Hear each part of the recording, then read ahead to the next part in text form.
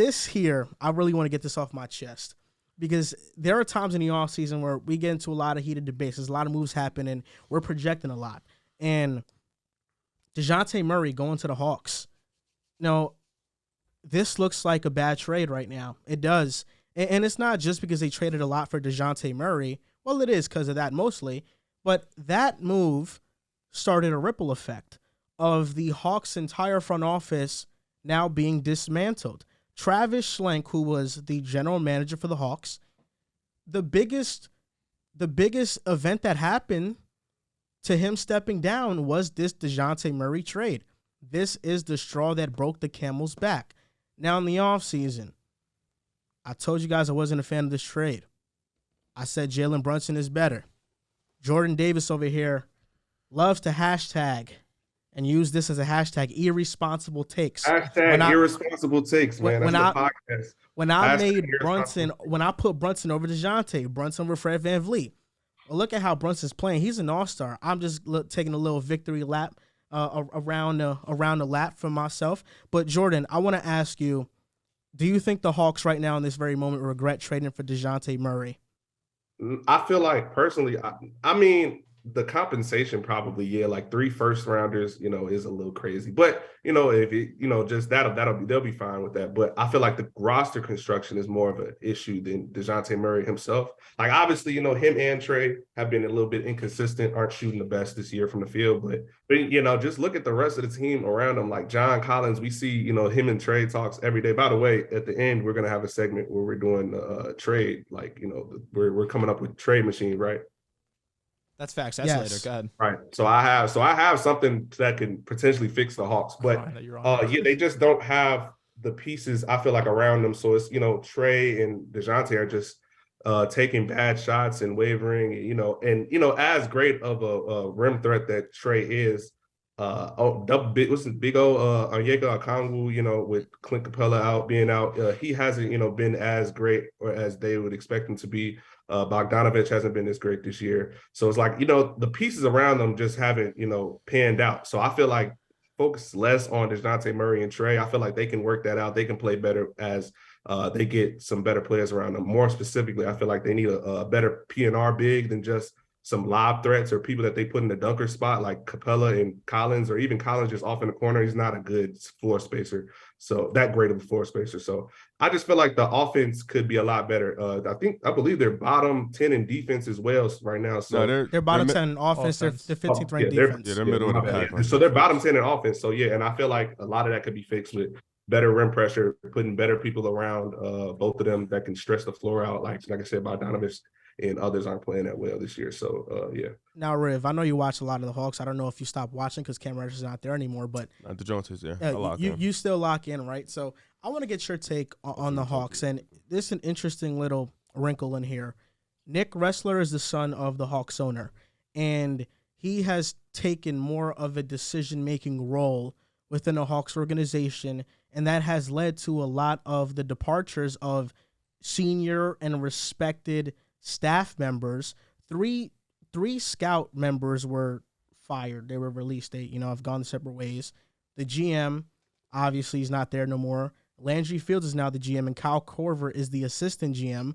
But this owner, Nick Ressler, the son of the owner, is a big reason why a lot of these short-sighted moves were made. The Dejounte Murray trade was made because he forced Schlenk's hand. Schlenk did not want to give up the 3 first-round picks and pick swap. Nick Ressler was like, no, we're doing this move. And that ultimately led to them trading Kevin Huerter to get above the luxury tax. So getting Dejounte made Kevin Huerter leave. So I just think that's an important thing to note here, that this owner is having a lot to say in the direction of the roster, and the direction going forward that he wants to go in is he wants to try to go all in right now and win. So I guess, you call it a fluke run, whatever. It was. Yeah, we're not going to go back and forth on that, right? But they went to the ECF, right? And I guess the organization wanted to capitalize off that. This is a young team. They went to the ECF with practically young players for the most part, maybe like 1 or 2 vets. They go there. They beat Philly. They upset Philly. They beat the Knicks. That's an upset because they were the underdogs. And then they go give a fight to the Bucks. You look at this team coming into the offseason, you're like, okay, wait, this is the team we can maybe do something with. They pretty much let the roster go running back. right, doesn't work. They realize they need another ball handler. They go get Dejounte. Now, I agree with JD. Maybe the 3 picks was a little bit too much, but it's really, like, if you watching Hawks games, it's really bigger than Dejounte. I mean, there's a new guy in trade talks every single week. There's drama in the locker room outside of basketball. There is no continuity because they're all always injured. They're all always in and out the lineup. And then, of course, nobody has really, like, Nate McMillan is not a good coach. He doesn't run proper offensive sets. He doesn't put his guys in positions to be successful. Now, Dejounte isn't playing his greatest. You know, he's still an inefficient shooter, but defensively he's been fine this year as a playmaker. He's been okay. So that's something you wanted. You wanted another ball handler next to Trae Young. But if your best player is also a guy who's been stinky with efficiency, then that's not going to help your team either. So it's like, yeah, we can look at Dejounte as the person because he was the one that got traded there, so he's going to get the biggest spotlight at the moment. But it's really, really deeper than Dejounte. I mean, this team is just built unpoorly. I mean, DeAndre Hunter has yet to make that leap. He just got paid. He has yet to make that leap. Bogdan was hurt. He came back. He's still trying to figure it out. John Collins, who's in trade talks every week, he has not gotten better at all. He's somebody who— That's disappointing, too. Yeah, he just doesn't fit with this roster. Clint is always in and out the lineup. Onyeka, he has not propelled. AJ Griffin's been fine. You know, that's somebody you can look at as a bright spot. He's been amazing. That's a guy you can circle like, all right, we know we got him going for the future. But I do think, you know, the GM forcing his hand into making a short-sighted move like that when realistically you could have the 3 picks DeJounte may not be worth the 3 picks, but you could have made other moves in a sense to build this roster. I do think Trae and DeJounte can figure it out. You know, I think those are 2 guys that can figure it out. But I think this roster as a whole is just a terrible fit. We were having this conversation before the show, and I said how I don't love the trade in hindsight for the Atlanta Hawks. And you kind of gave me that patented Joel smirk, like, now it's not a good trade. Yeah, and I don't think it has to do with DeJounte Murray, not at all. I think it more so has to do with the Atlanta Hawks as a whole and them just not being good right now. The whole point was to be better than you were last season by making this quote-unquote power move. You trade more than 1 first-round pick, let alone potentially 4 first-round picks. You're supposed to improve vastly. And for that to not be the case at this point in time, as they're 3.5 games behind the 8th seed Miami Heat, something is clearly wrong. You alluded to it a little bit. Nate McMillan has, outside of his first year being there with the Atlanta Hawks where he took over midseason and they had that ECF run, he has not been that great of a coach for them. The controversies around every player, Dejounte even spoke about it a little bit. It's more than just basketball. And then when you actually look at the basketball side of things, there's really no continuity, as you said. Very well said, Riv.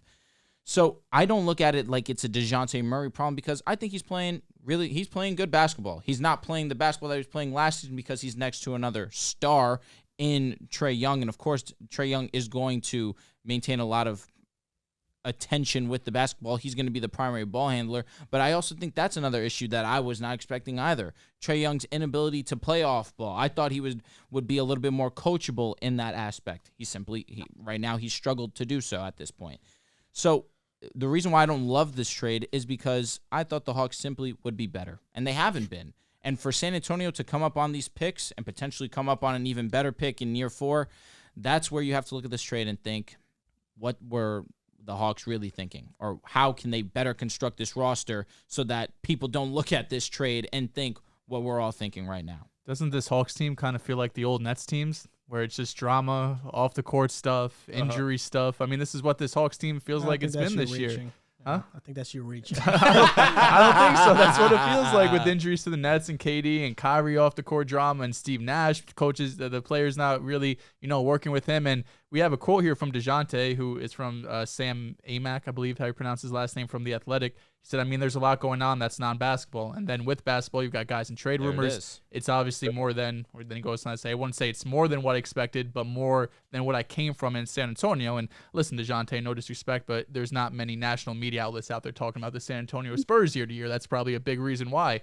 And a lot of it has to do with, you have guys who not only are on and off the court, but you say John Collins is in trade room every week. John Collins has been on the trade block for like 3 years. I mean, it seems like every single season, every day, you hear a new trade rumor around John Collins, the Trae Young and McMillan stuff that happened earlier in the season. And I remember at the start of the season, I was originally in favor of this trade. I think if you go out and you get a star, you should be able to get it done.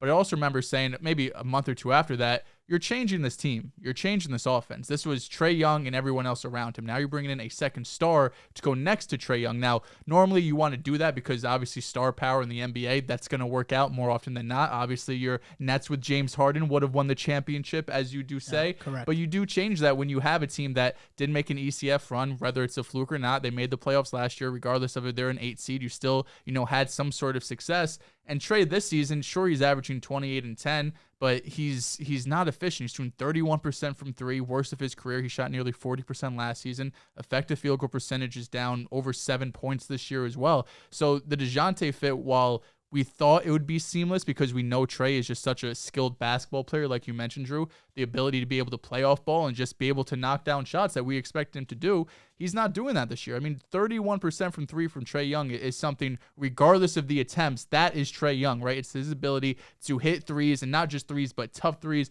deep threes, no matter what the situation is. He hasn't been able to do it that year. And offensively, it's taken a big step back. They were the number 2 offense in terms of offensive rating last year. They're 22nd this year, right? It does go deeper than Trae Young.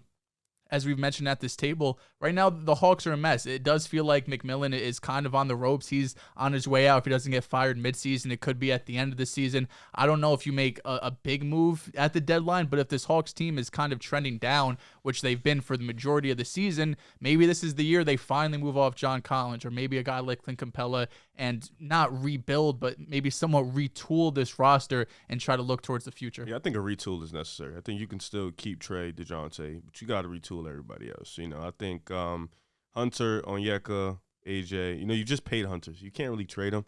Onyeka is a nice piece, just He's somebody you want to get on better. A rookie deal. Yeah, sure. You still have the opportunity to retool if you got Trae Young and Dejounte. I feel like. The smirk I gave you earlier was a smirk of victory.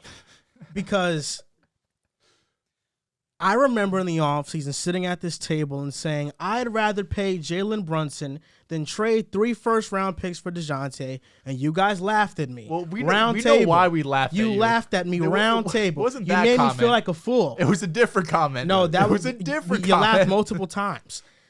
Well, the reason why I'm not going to give Dejounte and the Hawks that much slack is because, for one, John Collins has been in trade rumors for a while. Years. He was in trade rumors last year. Before he got paid, he was in trade rumors.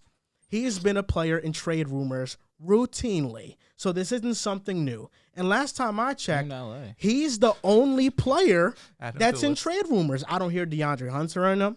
I don't hear Clint Capella, Onyeka, all those other guys. No, Clint was in it last year. For me, I just been hearing mostly John Collins. I'm with you. So they've been dealing with that for a while. There is turmoil in the front office. It's a mess right now in Atlanta because the decision makers are not on the same page. And the owner's son is jumping the gun on making the wrong moves. It's okay to want to go all in and win, but you got to also understand your roster and your personnel. When the Hawks made the Eastern Conference Finals, I mean, everybody that has eyeballs knows it was a fluke. It wasn't a hard Eastern Conference. The Knicks had a Cinderella run. They beat them. Fine. I'll give you that win. The Sixers choked. You picked the Knicks that year. The Sixers, that's my team. Am I not going to pick them to win? Embiid choked. Get that right. Ben Simmons also. Ben Simmons also did choke. Now, this is the thing. The East that year wasn't as tough as it is now. The Hawks from that ECF run, the very next year, what did they do? They didn't make a move. If you want to go all in, it only makes sense to go all in if the player you're getting makes a significant difference. Trading for Anthony Davis for the Lakers, that led to a championship. The Raptors trading for Kawhi Leonard led to a championship. The Celtics trading for KG and Ray Allen, that led to a championship. Kevin Love to Cleveland when you had LeBron and Kyrie, it led to a championship. There have been power moves that haven't led to championships. For sure. Like we see the Clippers right now, the Nets. James There's definitely examples of it. But for the most part, those risks were warranted because James Harden is an all-NBA caliber player. Paul George is an all-NBA caliber player, and you were only getting Kawhi if you got Paul George. True. So you needed to get him. Dejounte Murray's not that. And maybe I might have been a bit overboard when I said he'd be out the league if the Spurs didn't draft him. You were. It was a hyperbole. What I meant was that he would not be the same player. My issue with Dejounte is that he got overrated last year because he had a very large role. He was 42nd in usage. This year, he's 72nd. He was the lead guard on a tanking Spurs team that exceeded expectations and was a play-in, and he played horrible in the play-in. And then on his way out from the Spurs, do you guys remember when Dejounte said that, have fun, you guys are going to be losing for 15 years to the Spurs? And when he was trashing the system, now he's actually in a drama situation. And he's understanding, he's realizing maybe the Spurs weren't that bad. Maybe, it wasn't that bad. And the Spurs look like thieves in the night because they're going to get 3 future first-round picks and a pick swap. And the Hawks might have to break this thing down because Dejounte Murray, I can almost be certain he's not happy with his numbers, especially if he's not winning. He's a free agent in 2024. He can walk out for nothing. He's going to be unrestricted. So if the Hawks don't figure an extension out, and what does a Dejounte extension look like? $30+ million? That's a huge overpay for him, in my opinion. He won't get 30+. But he's expiring in 2024. John Collins could be out. Clint Capella has been regressing year to year. He's had a fine year this year, but for the most part, you want Onyeka to be that center of the future. I mean, the Hawks are stuck. They don't have picks. They're not going to have cap space. And Trae Young, there's a serious question mark about how far he can lead a team. I understand he made the Eastern Conference Finals once. There are plenty of players that have a run once and never have a run like that ever again. Trae Young's defensive liability and his play style, which we all talk about the Lukas and the Hardens of the world, but Trae Young has that play style and is not as good as those guys. How far can you really go? So for me, the Hawks, they are a mess. I think in hindsight, this was a terrible trade. And when Donovan Mitchell got traded to the Cavaliers, I said all the losers are the mid-tier Eastern Conference teams. The Bulls, the Hawks, the Raptors, because the Cavs just got significantly better with Donovan Mitchell. That's a player you trade 3-4 first-round picks for. That's a guy you trade those picks for, not Dejounte Murray. And they're one of those teams suffering because they're in the middle, and there's really few options to get out of that right now.